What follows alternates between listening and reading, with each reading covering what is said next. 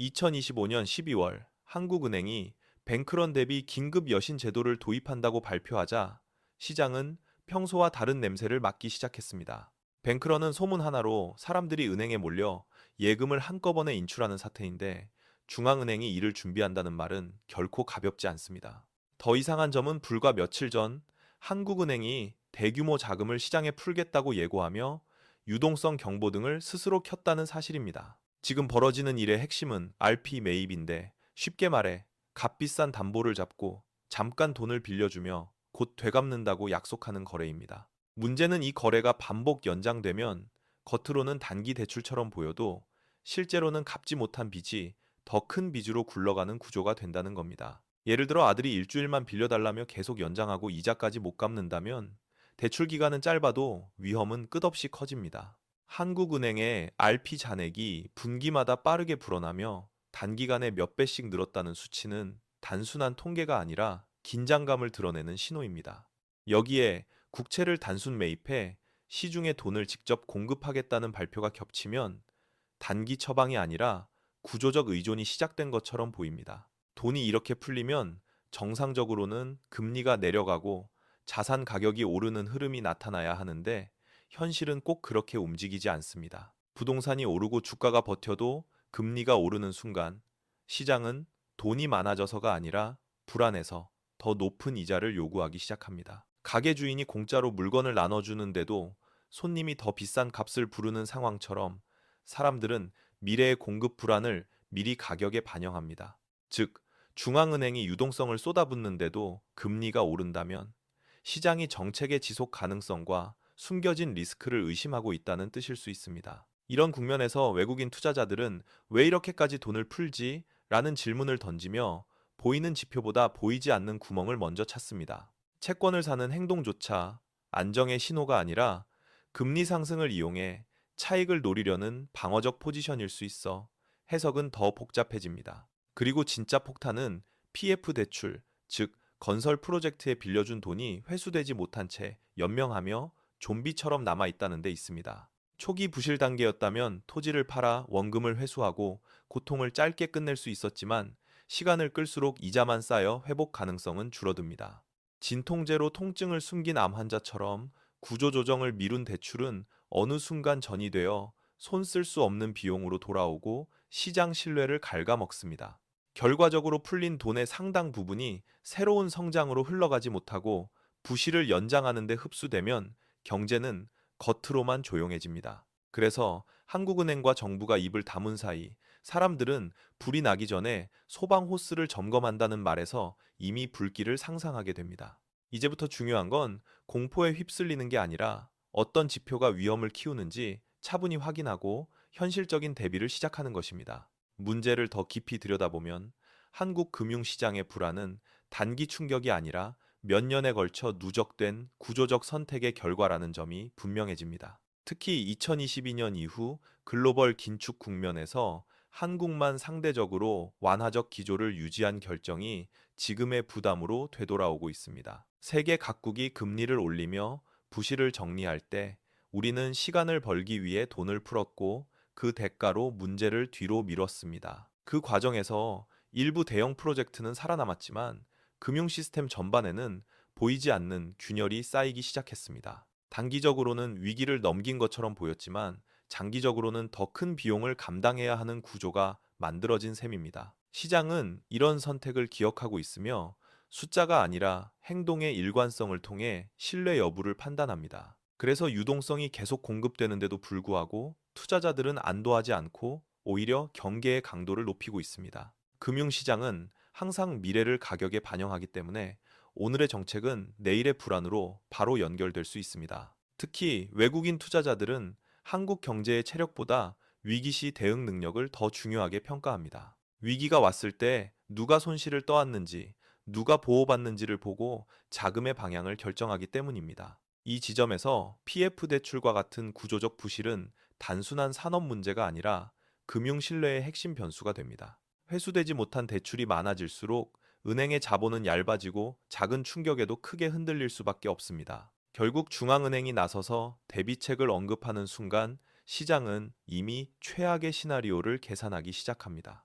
이는 공포를 조장하기 위한 해석이 아니라 금융시장이 작동하는 매우 현실적인 방식입니다. 문제는 이런 신호를 무시한 채 아직은 괜찮다는 말만 반복할수록 나중의 선택지는 더 줄어든다는 점입니다. 실제로 과거 위기 사례를 보면 조기 대응은 비난을 받았지만 결과적으로 손실을 최소화했습니다. 반대로 결정을 미룬 경우에는 짧은 안정을 얻는 대신 훨씬 큰 붕괴를 경험했습니다. 지금 한국 경제가 서 있는 위치는 이 두 갈림길의 중간쯤에 놓여 있다고 볼 수 있습니다. 아직 선택할 시간은 남아 있지만 그 시간은 무한하지 않고 점점 빠르게 줄어들고 있습니다. 그래서 이제는 낙관이나 비관이 아니라 가능한 시나리오를 냉정하게 구분하고 준비하는 태도가 필요합니다. 이제 시선을 2026년과 2027년으로 옮기면 한국 경제 앞에는 전혀 다른 두 개의 미래가 동시에 열려 있다는 사실이 분명해집니다. 첫 번째 시나리오는 지금처럼 문제를 관리하며 시간을 버는 선택이고, 두 번째는 고통을 감수하고 구조를 바로잡는 선택입니다. 겉으로 보기에는 시간을 버는 전략이 더 안전해 보이지만 금융시장에서는 이 방식이 가장 큰 불확실성을 키웁니다. 왜냐하면 문제의 크기가 줄어드는지 알 수 없고 숨겨진 손실이 어디에 쌓이는지도 보이지 않기 때문입니다. 이 경우 2026년 상반기에는 국민연금과 같은 대형 기관이 국내 채권을 사들이며 일시적인 안정을 만들 가능성이 있습니다. 금리는 잠시 내려가고 시장은 숨을 고르지만 이는 체력이 회복된 것이 아니라 잠깐 누워 쉬는 단계에 가깝습니다. 시간이 지나 하반기에 접어들면 추가로 동원할 자원이 줄어들고 외국인 자금은 다시 출구를 찾기 시작합니다. 이 순간 환율은 빠르게 반응하며 심리적 저항선으로 여겨지던 숫자를 넘어서는 장면이 현실이 될 수 있습니다. 환율이 급등하면 단순한 숫자 변화가 아니라 한국 자산 전체에 대한 신뢰 재평가가 동시에 진행됩니다. 그 결과 주식과 채권, 부동산 시장은 서로 다른 속도로 흔들리며 변동성이 급격히 커집니다. 반대로 구조조정을 선택하는 시나리오는 단기적으로 매우 고통스럽고 정치적으로도 큰 부담을 동반합니다. 일부 건설사와 금융기관이 시장에서 퇴출되고 부동산 가격 역시 눈에 띄게 조정될 가능성이 높습니다. 하지만 이 과정이 투명하게 진행된다면 시장은 손실의 범위를 빠르게 계산하고 불확실성을 줄일 수 있습니다. 고통이 명확할수록 투자자들은 최악을 가정하지 않아도 되기 때문에 오히려 회복의 속도는 빨라집니다. 2026년 하반기에는 금리가 안정되고 환율 역시 극단적인 움직임 대신 관리 가능한 범위로 돌아올 여지가 생깁니다. 2027년이 되면 부실을 정리한 자산을 새로운 주체가 인수하며 경제는 느리지만 다시 움직이기 시작합니다. 이 시나리오에서 중요한 것은 성장 속도가 아니라 신뢰가 회복되는 방향으로 흐름이 바뀐다는 점입니다. 금융시장은 완벽함을 요구하지 않지만 문제가 어디까지인지 솔직하게 드러내는 태도를 높이 평가합니다. 결국 두 시나리오의 차이는 지금의 불편을 감수하느냐, 미래에 더 큰 충격을 떠안느냐의 선택으로 요약됩니다. 개인에게 중요한 것은 어느 쪽이 옳은지 맞히는 것이 아니라 두 경우 모두에 대비한 현실적인 전략을 세우는 일입니다. 이제 개인의 관점으로 내려오면 거대한 거시 변수 속에서도 우리가 직접 점검할 수 있는 몇 가지 핵심 신호들이 분명히 존재합니다. 이 신호들은 뉴스를 해석하는 기준이자 감정이 아닌 데이터로 판단하기 위한 개인용 계기판 역할을 합니다. 첫 번째로 확인해야 할 지표는 10년 만기 국채금리로, 이는 장기 신뢰와 위험 인식을 동시에 반영합니다. 이 금리가 특정 수준을 넘어서면 시장은 단기 문제보다 구조적 위험을 더 크게 보고 있다는 의미로 해석할 수 있습니다. 두 번째 핵심 지표는 원달러 환율로, 단순한 환전 가격이 아니라 자본 이동과 심리 변화를 압축한 결과입니다. 환율이 짧은 기간에 급격히 움직일 경우 실물 경제보다 금융시장이 먼저 경고음을 내고 있다는 신호일 수 있습니다. 세 번째로는 한국은행의 RP 잔액 변화를 살펴봐야 하는데, 이는 응급처치가 얼마나 자주 반복되는지를 보여줍니다. 잔액이 빠르게 늘어난다는 것은 시장이 스스로 자금을 돌리지 못하고 중앙은행에 의존하고 있다는 뜻입니다. 네 번째는 국민연금의 국내 채권 비중 변화로, 이는 보이지 않는 안전판이 얼마나 동원되고 있는지를 나타냅니다. 연기금이 방어적으로 움직이기 시작하면 시장은 이미 평시가 아닌 국면에 들어섰다고 판단할 수 있습니다. 다섯 번째 신호는 예금 흐름으로, 특정 금융권에서 자금이 빠르게 빠져나가는지 여부를 주의 깊게 봐야 합니다. 예금 이동은 공식 발표보다 빠르게 불안을 반영하기 때문에 작은 변화도 반복되면 의미가 커집니다. 이런 지표들을 동시에 살펴보면 단일 뉴스에 흔들리지 않고 큰 흐름을 읽을 수 있는 시야가 생깁니다. 중요한 점은 모든 지표가 위험을 가리키지 않아도 여러 개가 동시에 움직이면 경계 단계를 높여야 한다는 것입니다. 개인의 대응 역시 극단적일 필요는 없지만 준비 없이 낙관하는 태도는 가장 위험한 선택이 됩니다.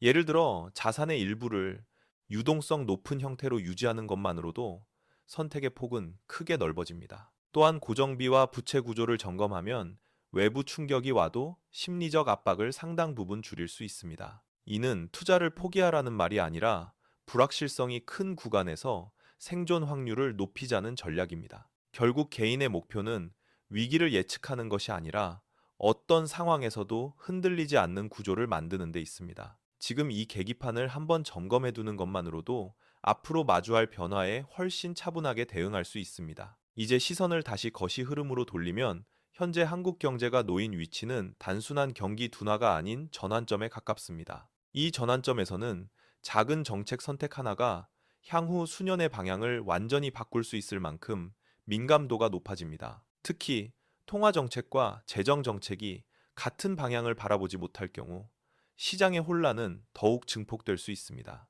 중앙은행이 유동성을 공급하는 동시에 정부가 지출을 확대하면 단기 안정 뒤에 구조적 부담이 쌓이게 됩니다.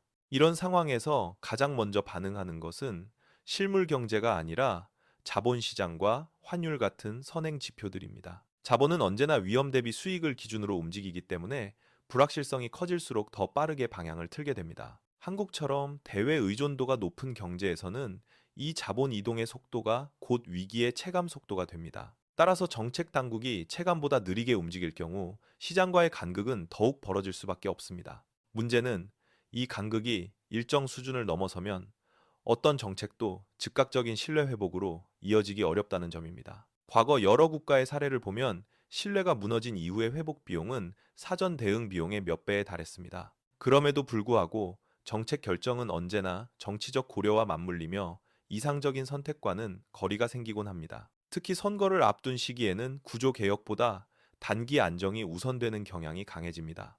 이 선택은 당장의 충격을 줄일 수는 있지만 문제를 뒤로 미루는 효과도 함께 남깁니다. 미뤄진 문제는 시간이 지날수록 더 큰 비용과 더 큰 사회적 갈등을 동반하게 됩니다.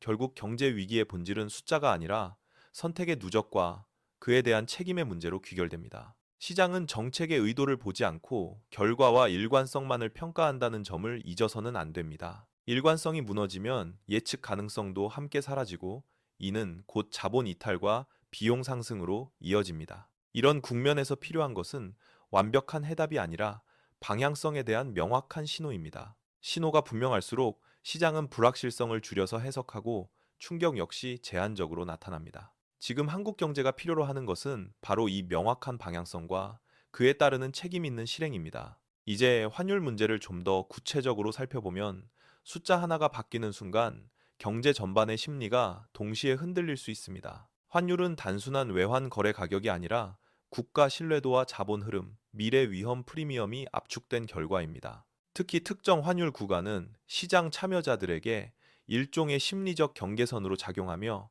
이를 넘는 순간 행동이 급변합니다. 이 경계가 무너지면 기업과 투자자는 계획을 재검토하고 소비자 역시 지출을 늦추는 방향으로 움직이게 됩니다. 환율 상승이 항상 나쁜 것은 아니지만 급격한 변동은 그 자체로 불확실성을 증폭시키는 요인이 됩니다. 수출 기업에는 이익처럼 보일 수 있으나 원자재와 에너지 수입 비용 상승은 경제 전반의 부담으로 전가됩니다. 이 과정에서 물가는 서서히 오르고 실질 소득이 줄어들면서 소비 심리는 점점 위축됩니다. 동시에 금융시장은 인플레이션 압력을 의식하며 금리 인하 기대를 낮추고 변동성은 더 커집니다.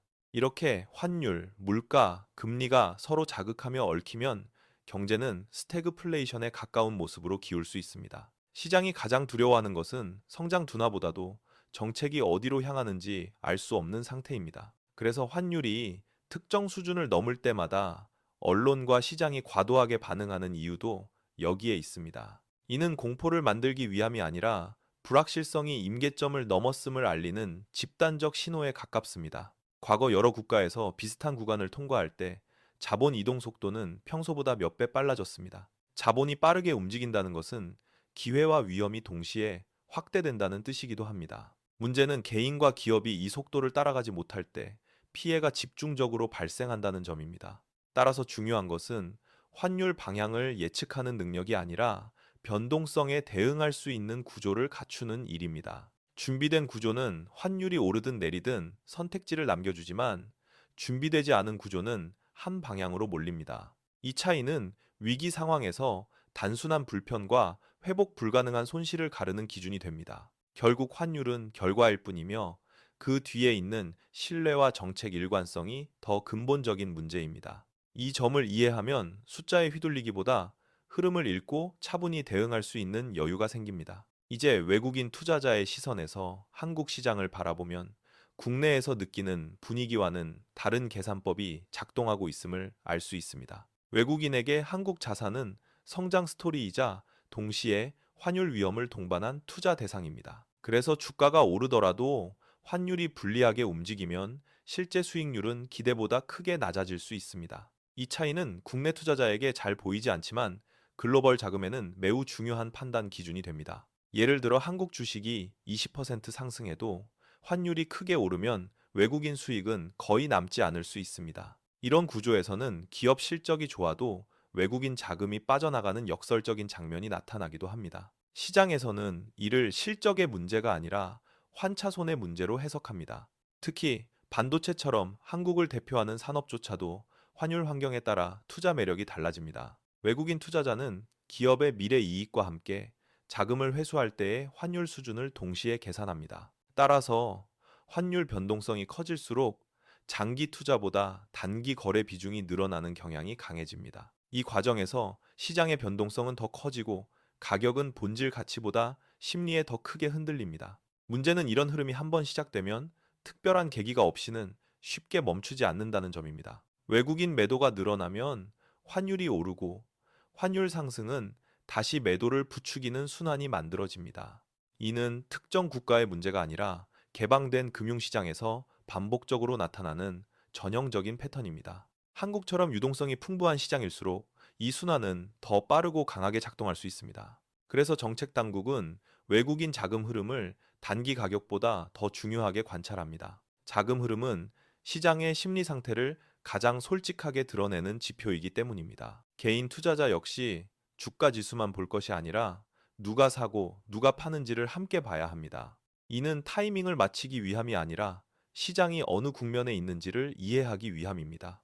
외국인 자금의 방향을 읽을 수 있다면 과도한 공포나 근거 없는 낙관에서 벗어날 수 있습니다. 이제 국민연금 이야기를 본격적으로 살펴보면 이 제도는 단순한 연금이 아니라 한국 금융 시스템의 핵심 축이라는 점을 이해해야 합니다. 국민연금의 자금 규모는 시장 전체의 흐름을 바꿀 수 있을 만큼 크기 때문에 그 움직임은 언제나 중요한 신호가 됩니다. 특히 외환 시장과 연계된 국민연금의 선택은 환율 안정과 수익률 사이에 미묘한 균형을 요구합니다. 최근 몇 년간 국민연금과 중앙은행 사이에 외환 스왑은 이런 균형을 유지하기 위한 장치로 활용되어 왔습니다. 이 구조의 목적은 달러 수요를 한 번에 시장에 쏟지 않고 충격을 완화하는 데 있습니다. 단기적으로 보면 환율 급등을 막는 데 도움이 되지만 장기적으로는 다른 비용을 동반합니다. 환율 변동을 막는 대신 해외 자산에서 발생할 수 있는 환차익의 일부를 포기하게 되기 때문입니다. 이는 보험료를 내고 위험을 줄이는 것과 비슷하지만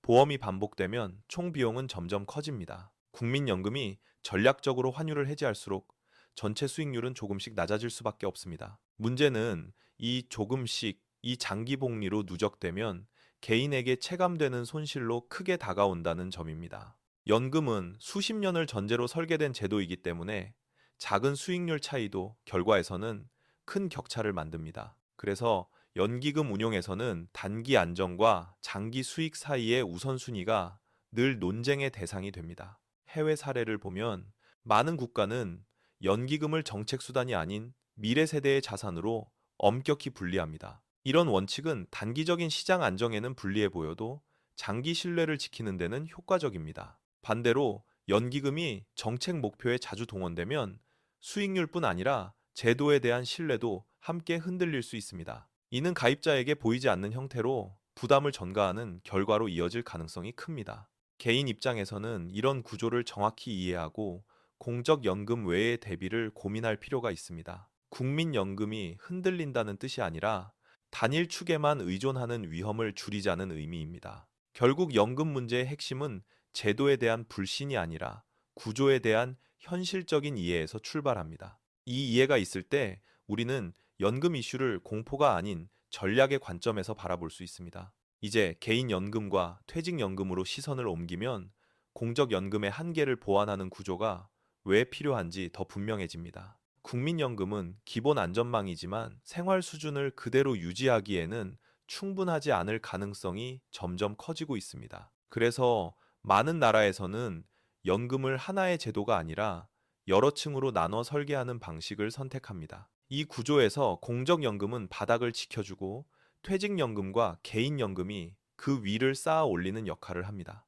중요한 점은 이 추가적인 연금들이 어떻게 운용되느냐에 따라 노후의 질이 크게 달라진다는 사실입니다. 퇴직연금을 단순 예금처럼 방치하면 안정성은 높을 수 있지만 장기적으로는 물가 상승을 따라가기 어렵습니다. 반대로 장기 분산 투자를 활용하면 변동성은 있지만 시간이 위험을 흡수해줄 가능성도 함께 커집니다. 이 선택은 수익률 경쟁이 아니라 미래의 선택지를 얼마나 넓혀두느냐의 문제로 볼 수 있습니다. 개인연금 역시 세제 혜택이라는 장점을 활용해 장기 관점에서 설계하는 것이 중요합니다. 단기 시장 상황에 따라 흔들리기보다는 일정한 규칙으로 꾸준히 쌓아가는 방식이 효과적입니다. 이렇게 마련된 여러 축은 공적연금이 흔들리더라도 전체 구조를 지탱해주는 완충 장치가 됩니다. 결국 연금 준비의 핵심은 얼마를 버느냐보다 얼마나 오래 유지할 수 있느냐에 있습니다. 노후 자산은 단기간의 성과보다 장기적인 지속 가능성이 훨씬 중요하기 때문입니다. 이를 위해서는 자산 배분과 위험 관리라는 기본 원칙을 이해하는 것이 출발점이 됩니다. 위험을 완전히 없애려 하기보다 감당 가능한 범위로 나누어 관리하는 접근이 필요합니다. 이렇게 하면 시장이 흔들릴 때도 전체 계획을 포기하지 않고 조정할 여지가 남습니다. 많은 사람들이 연금 이야기를 불안으로만 받아들이지만 구조를 이해하면 선택지는 생각보다 많습니다. 정보가 명확해질수록 공포는 줄어들고 준비의 질은 높아집니다. 결국 연금은 미래에 대한 불안이 아니라 현재의 선택을 통해 설계할 수 있는 영역입니다. 지금 이 구조를 점검하고 조정하는 것이 가장 비용이 적게 드는 연금 개혁이라는 점을 기억해야 합니다. 이제 시선을 다시 거시경제로 돌리면 개인의 연금 전략이 왜 국가 경제 흐름과 분리될 수 없는지 이해하게 됩니다. 환율과 금리, 그리고 자본 이동은 개인의 투자 선택에 직접적인 영향을 미치는 배경 변수로 작용합니다.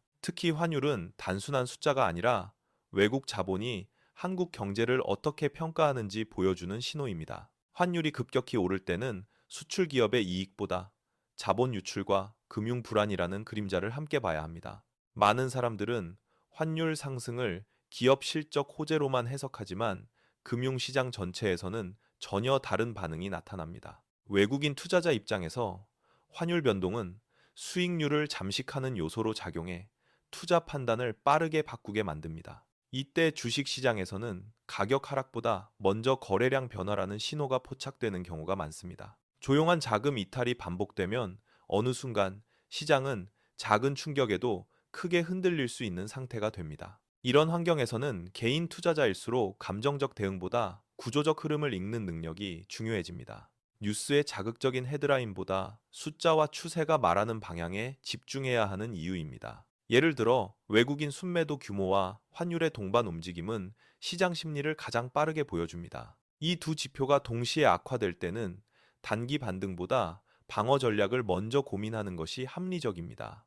방어 전략이란 시장을 떠난다는 의미가 아니라 자산의 형태를 조정하는 선택을 뜻합니다. 현금과 안전 자산 비중을 늘리는 것은 기회를 포기하는 것이 아니라 다음 선택을 준비하는 과정입니다. 많은 위기 국면에서 생존한 투자자들은 공격보다 대기 전략을 먼저 선택했다는 공통점이 있습니다. 이는 시장을 마치려는 시도보다 잘못된 시점에 큰 손실을 피하는데 초점을 맞췄기 때문입니다. 거시 환경이 불안정할수록 개인의 투자 원칙은 더 단순하고 명확해야 합니다. 복잡한 전략보다 반복 가능한 기준을 세우는 것이 실제 행동으로 이어지기 쉽습니다. 이렇게 기준이 정리되면 시장 변동 속에서도 판단을 미루지 않고 대응할 수 있습니다. 결국 경제 흐름을 이해하는 목적은 예측이 아니라 선택의 질을 높이기 위한 준비라는 점을 잊지 말아야 합니다. 이제 금융위기의 신호를 구체적으로 점검하면 막연한 불안이 아니라 관찰 가능한 지표로 상황을 이해할 수 있습니다. 첫 번째로 살펴볼 지표는 장기 국채 금리로, 이는 시장이 국가의 신뢰도를 어떻게 평가하는지 압축해 보여줍니다. 장기 금리가 단기간에 급등하면 단순한 금리 인상 기대가 아니라 구조적 불안을 의심해 볼 필요가 있습니다. 두 번째 지표는 외환 시장의 흐름으로, 환율의 속도와 방향은 자본 이동의 강도를 가장 빠르게 반영합니다. 환율이 완만하게 오르는 것과 급격히 치솟는 것은 시장이 느끼는 위험의 성격이 다르다는 뜻입니다. 세 번째로 중요한 것은 금융기관의 자금 조달 비용으로, 이는 시스템 내부의 긴장도를 직접적으로 보여줍니다. 은행 간금리가 오르면 표면적으로는 조용해 보여도 내부에서는 불신이 커지고 있다는 신호일 수 있습니다. 이런 지표들은 개별적으로 볼 때보다 동시에 움직일 때 훨씬 강력한 경고를 보냅니다. 예를 들어 금리와 환율, 자금 조달 비용이 함께 상승하면 방어 전략을 점검해야 할 시점에 가깝습니다. 이 단계에서는 수익을 늘리는 전략보다 손실을 제한하는 전략이 전체 자산을 지키는 데 유리합니다. 많은 위기 사례에서 공통적으로 나타나는 특징은 위험 신호가 서서히 쌓이다가 한순간에 표면화된다는 점입니다. 그래서 금융위기는 항상 갑작스럽게 느껴지지만 실제로는 준비할 시간의 흔적을 남기고 지나갑니다. 문제는 그 신호를 미리 인식하느냐, 아니면 지나간 뒤에 해석하느냐의 차이입니다. 개인 투자자에게 중요한 것은 모든 신호를 맞히는 능력이 아니라 위험 구간을 피하는 감각입니다. 이를 위해서는 평소에 관찰할 지표를 몇 가지로 정리해 두는 것이 효과적입니다. 너무 많은 정보를 쫓기보다 반복해서 확인할 수 있는 핵심 지표에 집중하는 것이 현실적입니다. 이렇게 하면 뉴스의 소음 속에서도 상황이 바뀌는 순간을 비교적 차분하게 인식할 수 있습니다. 위기 국면에서 가장 큰 손실은 잘못된 판단보다 아무 판단도 하지 못하는 상태에서 발생합니다. 기준이 있다면 완벽하지 않아도 움직일 수 있고, 그 움직임이 결과를 크게 바꿉니다. 결국 금융위기를 대비하는 핵심은 예측이 아니라 관찰과 대응의 반복이라는 점을 기억해야 합니다. 이제 실제 위기 국면에서 개인이 겪는 심리 변화를 이해하면 왜 많은 사람이 같은 실수를 반복하는지 알 수 있습니다. 시장이 급격히 흔들리기 시작하면 정보보다 감정이 판단을 앞서는 순간이 빠르게 찾아옵니다. 이때 가장 흔한 반응은 손실을 확정짓는 선택과 아무것도 하지 못하고 멈춰서는 선택입니다. 두 선택 모두 단기적인 고통을 피하려는 본능에서 출발하지만 결과는 장기적으로 더 큰 부담을 남깁니다. 공포는 위험 자체보다 통제할 수 없다고 느끼는 순간에 훨씬 더 강하게 작용합니다. 그래서 위기 상황에서는 숫자보다 구조와 계획이 심리를 안정시키는 역할을 하게 됩니다. 사전에 정해둔 기준이 있다면 감정이 요동쳐도 행동은 일정 수준에서 유지될 수 있습니다. 반대로 기준이 없으면 같은 상황에서도 매번 다른 선택을 하게 되고 후회가 반복됩니다. 많은 투자 실패는 정보 부족이 아니라 일관성 없는 행동에서 비롯됩니다. 위기 속에서 성공적으로 자산을 지킨 사례를 보면 공통적으로 단순한 원칙을 지켜왔습니다. 이 원칙들은 시장을 이기기 위한 것이 아니라 스스로를 보호하기 위한 장치에 가깝습니다. 예를 들어 손실 한도를 미리 정해두거나 특정 지표가 변하면 자동으로 비중을 조정하는 방식입니다. 이런 규칙은 자유를 제한하는 것처럼 보이지만 실제로는 선택의 부담을 줄여줍니다. 선택의 부담이 줄어들면 위기 상황에서도 판단의 질은 오히려 높아집니다. 심리적으로 안정된 상태에서 내린 결정은 단기 결과와 무관하게 장기 전략을 지키게 합니다. 이는 위기를 기회로 바꾸겠다는 공격적인 접근보다 현실적으로 더 많은 사람에게 적합합니다. 중요한 것은 완벽한 대응이 아니라 치명적인 실수를 피하는 것입니다. 큰 손실을 피할 수 있다면 이후의 회복은 시간과 함께 자연스럽게 따라옵니다. 결국 위기 대응의 핵심은 시장을 통제하려는 시도가 아니라 자신의 행동을 관리하는 데 있습니다. 이 관점이 자리 잡히면 위기는 공포의 대상이 아니라 관리 가능한 국면으로 인식됩니다. 이제 위기 이후의 국면을 바라보면 시장이 어떻게 회복의 단서를 만들어가는지 관찰할 수 있습니다. 회복의 초기 신호는 주가 상승보다도 변동성의 완화와 거래 구조의 안정에서 먼저 나타나는 경우가 많습니다. 급락 이후에도 추가 하락이 멈추고 가격이 일정 범위에서 머무는 현상은 심리 변화의 시작을 의미합니다. 이 단계에서는 아직 긍정적인 뉴스가 많지 않지만 나쁜 뉴스에 대한 시장 반응이 점점 둔해집니다. 이는 공포가 최고조를 지나 점차 소진되고 있다는 중요한 신호로 해석할 수 있습니다. 동시에 거래량이 극단적으로 줄어들거나 반대로 안정적으로 유지되는 모습도 주목할 필요가 있습니다. 투매가 사라지고 남은 참여자들이 장기 관점으로 전환하고 있음을 보여주기 때문입니다. 외환 시장에서도 급격한 변동이 잦아들고 환율이 특정 범위 안에서 움직이기 시작합니다. 이런 안정은 정책 효과라기보다 시장 참여자 간의 기대가 다시 맞춰지고 있다는 신호에 가깝습니다. 금리 시장 역시 비슷한 흐름을 보이며 장단기 금리 차이가 서서히 정상화되는 모습을 보입니다. 이 과정은 빠르지 않고 종종 답답하게 느껴질 만큼 천천히 진행됩니다. 그러나 과거 사례를 보면 진짜 회복은 항상 이런 지루한 구간에서 시작되었습니다. 개인 투자자에게 중요한 것은 반등의 시작을 정확히 마치는 것이 아니라 회복 국면에 함께 들어가는 것입니다.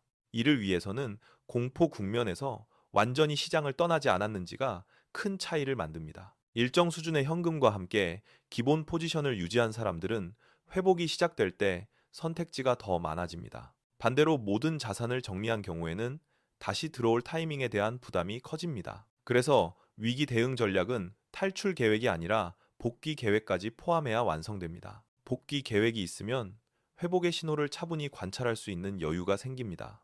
이 여유는 성급한 추격 매수를 피하고 구조적인 회복에 참여하게 도와줍니다. 결국 위기의 끝은 극적인 반전이 아니라 조용한 안정 속에서 시작된다는 점을 기억해야 합니다. 이제 회복 이후의 확장 국면을 살펴보면 시장의 성격이 어떻게 서서히 바뀌는지 확인할 수 있습니다. 초기 회복이 안정 중심이었다면 확장 국면에서는 점차 성장과 수익에 대한 기대가 다시 살아납니다. 이 시기에는 기업 실적 개선이 실제 숫자로 확인되며 투자자들의 신뢰도 함께 회복됩니다. 다만 이 단계에서도 과거의 상처가 완전히 사라지지는 않아 낙관과 경계가 공존하는 분위기가 형성됩니다. 거래량은 점진적으로 늘어나지만 위기 이전의 과열 수준에는 아직 미치지 못하는 경우가 많습니다. 이는 시장 참여자들이 여전히 리스크 관리의 중요성을 인식하고 있다는 긍정적인 신호로 볼 수 있습니다. 확장 국면의 초반에는 대형 우량주가 먼저 주목받고 이후 점차 중소형주로 관심이 확산됩니다. 이 흐름은 투자자들이 안정에서 성장으로 이동하는 심리 변화를 반영합니다. 동시에 금리와 환율 같은 거시 변수도 비교적 예측 가능한 범위에서 움직이기 시작합니다. 이런 환경은 장기 투자 전략을 다시 가동하기에 비교적 우호적인 조건을 만들어줍니다. 개인 투자자에게 중요한 것은 회복 초기에 세운 원칙을 확장 국면에서도 유지하는 일입니다. 시장이 좋아질수록 규칙을 느슨하게 만들고 싶은 유혹이 커지기 때문입니다. 그러나 이 시기에 무리한 레버리지나 과도한 집중 투자는 다음 조정의 씨앗이 될 수 있습니다. 확장 국면의 목적은 단기간에 크게 버는 것이 아니라 회복의 과실을 안정적으로 누리는 데 있습니다. 이를 위해서는 자산 비중을 점진적으로 조정하며 수익과 위험의 균형을 계속 점검해야 합니다. 일부 수익을 실현하는 것도 실패가 아니라 전략의 일부로 받아들이는 시각이 필요합니다. 이런 태도는 다음 변동성 국면에서 심리적 여유를 만들어줍니다. 시장은 항상 순환하며 확장 다음에는 다시 조정이 찾아온다는 사실을 잊지 말아야 합니다. 따라서 좋은 시기일수록 나쁜 시기를 대비하는 준비가 더욱 중요해집니다. 결국 장기적으로 성공하는 투자자는 국면이 바뀌어도 태도를 바꾸지 않는 사람이라는 점을 기억해야 합니다. 이제 다시 개인의 관점으로 돌아오면 긴 경제 사이클 속에서 스스로를 어떻게 위치시킬지가 중요해집니다. 많은 사람들은 시장의 국면보다 자신의 감정 변화에 더 크게 영향을 받는다는 사실을 종종 간과합니다. 그래서 장기 전략을 세울 때는 시장 전망보다도 자신의 성향과 한계를 먼저 이해하는 것이 필요합니다. 변동성을 견디기 어려운 성향이라면 높은 수익률보다 안정적인 구조가 더 나은 선택이 될 수 있습니다. 반대로 일정 수준의 변동을 감당할 수 있다면 시간이라는 요소가 위험을 완화해주는 역할을 합니다. 중요한 것은 남들과 같은 전략이 아니라 끝까지 유지할 수 있는 전략을 선택하는 일입니다. 중간에 포기하게 되는 전략은 이론적으로 아무리 좋아 보여도 실제 성과로 이어지기 어렵습니다. 이를 위해서는 자신의 투자 원칙을 글이나 숫자로 명확히 정리해 두는 것이 도움이 됩니다. 원칙이 명확하면 시장의 소음 속에서도 판단 기준을 잃지 않게 됩니다. 또한 주기적으로 자신의 전략을 점검하고 환경 변화에 맞게 미세 조정을 하는 유연성도 필요합니다. 유연성은 원칙을 버리는 것이 아니라 원칙의 적용 방식을 조정하는 능력에 가깝습니다. 이렇게 하면 큰 방향은 유지하면서도 불필요한 충돌을 줄일 수 있습니다. 많은 장기 투자 성공 사례를 보면 극적인 결정보다 꾸준한 관리가 결과를 만들었습니다. 시장을 자주 바꾸려 하기보다 자신이 만든 구조를 신뢰하는 태도가 중요합니다. 이 신뢰는 경험을 통해 쌓이며 작은 위기들을 통과하면서 점점 단단해집니다. 그래서 위기는 단순한 위험이 아니라 전략을 검증하는 과정으로도 볼 수 있습니다. 위기를 겪고도 구조가 유지된다면 그 전략은 장기적으로 더 큰 신뢰를 얻게 됩니다. 개인의 금융 여정은 직선이 아니라 굴곡이 있는 긴 길에 가깝습니다. 중요한 것은 굴곡을 없애는 것이 아니라 넘어지지 않고 계속 걷는 방법을 아는 것입니다. 이 관점이 자리 잡히면 시장의 변동은 위협이 아니라 과정의 일부로 받아들여집니다. 이제 이 긴 이야기를 마무리하며 돌아보면 경제와 투자는 결국 삶의 선택과 매우 닮아 있다는 점을 알게 됩니다. 완벽한 타이밍이나 확실한 예측은 존재하지 않지만 준비된 구조는 언제나 불확실성을 견디게 해줍니다. 시장은 끊임없이 변하지만 개인이 지킬 수 있는 것은 자신의 원칙과 태도뿐입니다. 그래서 성공적인 투자란 남들보다 빨리 움직이는 것이 아니라 끝까지 남아있는 능력에 가깝습니다. 이 능력은 지식보다 습관에서 나오며 습관은 반복된 선택을 통해 만들어집니다. 작은 선택들이 쌓여 큰 결과를 만들듯 일관된 행동은 시간이 지나며 차이를 드러냅니다. 위기 속에서도 구조를 지킨 사람들은 회복 이후의 국면을 자연스럽게 맞이할 수 있습니다. 반대로 감정에 휘둘린 선택은 시장이 안정된 뒤에도 긴 후회를 남기곤 합니다. 따라서 경제 뉴스를 읽는 목적은 공포를 키우기 위함이 아니라 맥락을 이해하기 위함이어야 합니다. 맥락이 보이면 숫자는 위협이 아니라 판단을 돕는 신호로 바뀝니다. 이 신호들을 연결해 흐름으로 읽을 수 있을 때 우리는 시장과 대립하지 않게 됩니다. 시장과 싸우지 않는다는 것은 포기하는 것이 아니라 순응하며 활용하는 태도를 의미합니다. 장기적으로 가장 강한 전략은 공격적인 한 번의 선택이 아니라 지속 가능한 반복입니다. 이 반복은 지루해 보일 수 있지만 실제 결과에서는 가장 큰 차이를 만듭니다. 그래서 투자는 재능의 문제가 아니라 생활 방식의 문제로 이해하는 것이 더 정확합니다. 자신의 생활 리듬에 맞는 전략을 만들 때 투자 역시 삶의 일부로 자연스럽게 자리 잡습니다. 이렇게 자리 잡은 투자는 위기 속에서도 과도한 스트레스를 만들지 않습니다. 결국 우리가 경제를 공부하는 이유는 더 많은 돈이 아니라 더 나은 선택을 하기 위함입니다. 이 선택들이 쌓이면 미래에 대한 불안은 줄어들고 통제감은 점점 커집니다. 이 지점에서 경제는 더 이상 두려움의 대상이 아니라 이해 가능한 환경으로 바뀌게 됩니다.